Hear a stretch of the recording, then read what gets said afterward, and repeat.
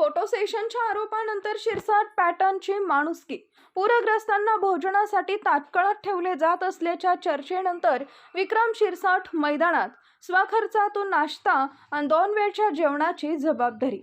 भीमा नदी पात्रातील पाण्याची पातळी वाढल्यानं पूरस्थितीची शक्यता निर्माण झाल्यानंतर व्यासनारायण झोपडपट्टी परिसरातील नागरिकांना सुरक्षित स्थळी स्थलांतरित करण्यात आले. मात्र स्थलांतरित नागरिकांच्या भोजन व्यवस्थेवरून आता राजकीय वातावरण तापले असून फोटो सेशन झाले, पण पूरग्रस्तांच्या ताटात अन्न कधी येणार अशी चर्चा शहरात रंगू लागली. श्री विठ्ठल रुक्मिणी मंदिर समितीच्या वतीनं पूरग्रस्त नागरिकांच्या भोजनाची व्यवस्था करण्यात आल्याचं सांगण्यात आले होते. मात्र भोजनासाठी नागरिकांना ताटकळत ठेवले जात असल्याच्या चर्चा आणि प्रसार माध्यमांमध्ये प्रसिद्ध झालेल्या बातम्यानंतर या संपूर्ण व्यवस्थेवर प्रश्नचिन्ह निर्माण झाले.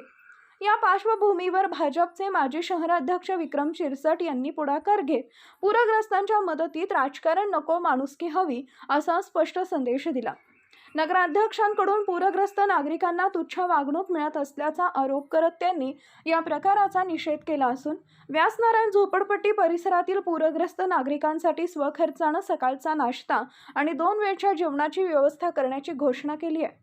गेल्या 35 ते 40 वर्षांपासून प्रभागातील जनतेच्या हाकेला धावून जाणारे माजी नगराध्यक्ष लक्ष्मणभाऊ शिरसाट यांच्या समाजसेवेचा वारसा आणि सोलापूर जिल्ह्याचे माजी आमदार यशवंतराव परिचारक यांच्या विचारांची प्रेरणा घेऊन आपण जनसेवेत कार्यरत असल्याचं विक्रम शिरसाट यांनी यावेळी सांगितले.